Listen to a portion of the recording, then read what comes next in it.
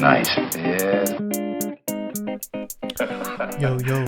So, pretty much throughout my whole time making this account, I've been pretty much trying to show you guys how to tell when a stock is going to go up. Well, it's also important to know when is a stock going to go down. So, I decided to make this video today because it's pretty good to know and you could use it to your advantage. Now, if you're a longer term investor, you really don't really care much about the maybe weekly or bi-weekly, monthly price swings. But as a trader, if you want to catch swing moves, you might need to pay attention to the trends and pay attention to when a stock could potentially pull back. So I'm going to show you guys a few different signs that I like to point out and use to my advantage when I see that a stock is getting too extended. Now, what I'm explaining is going to be able to work from both sides of the equation. Like, it's going to be too extended to the upside and too extended to the downside, which could be buying opportunities or selling opportunities, if you know what I'm trying to say. So, PLTR. This is a perfect example, right? So here we have a stock that is making beautiful moves to the upside. It rides the 8 EMA all the way up until it gets to a point where it's way too extended.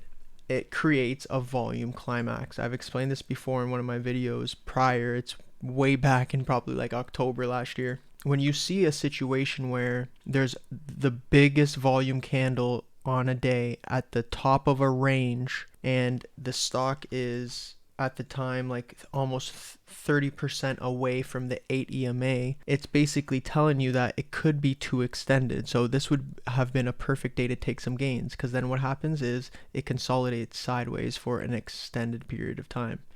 Now it then pulls back, goes under the 8 EMA, and then it makes its way. So that's just one of the easiest ways. And to be honest, a lot of the stocks you can tell, and this applies for any time frame. Like if you're looking at the 2-hour time frame, stocks get way too extended on the 2-hour, and you can tell when it's going to always come back to the 8 EMA because it's the average of the past 8 candlesticks. So whatever time frame you use, you could use the 20 EMA as well for a longer duration of time, but stocks will always go back to the 8 EMA or the 20 EMA or the 21 or the 9, or it doesn't matter what you use. I just happen to like using the 20 and the 8 often. So keep that in mind when you're trading. Like, use the moving averages and check like, okay, where is it in comparison to where I'm at in the trend? That's an important question to ask yourself. So again, it happens over here. We get an absolutely massive impulsive move, 72% trade. If you caught it at the very top, what happens? It comes right back down to the 8 EMA. Like it's just going to happen eventually. So when things get too far extended from the 8 EMA, think of, oh shoot, should I be selling right now? And likely you probably should. Now, it's not something you use just dead on. Like, think of it, if you want to hold a trade for a long time, like on a weekly time basis, then this isn't going to really bother you, right? You want to think of this as like, okay, I want to swing this trade because I think there's going to be a breakout. And what you'd start doing is you mark the triangle. So here's your triangle. And if you really like PLTR, I think it's a decent stock. You want to play that breakout. So you play the breakout. You get in and then you're waiting for it to get way too extended. If we look here on this side of it, this week was a very bearish week in the market. So what I did was I was waiting because I liked this chart. I wanted to get in over here, to be honest, but we gapped down. So I waited a few days, and then it was on, I believe, the Thursday, where when we extend it and we just fix it up, like this trend line's perfect. It comes back, retest this trend line.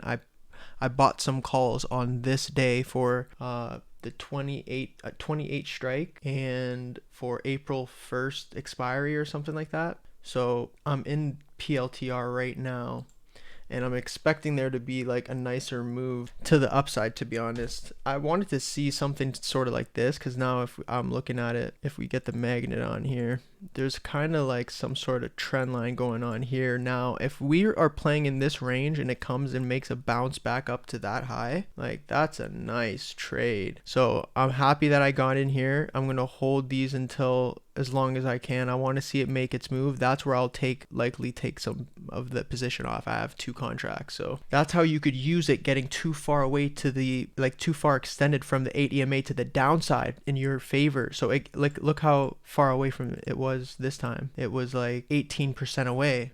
And you know, because you see this massive volume during that day, you're like, oh, this is a bearish volume climax. So it just happened here. The opposite happened here. Now we're expecting a move to the upside. So this is how I'm using the TA. This is how I could tell when this is the stock's too extended, man.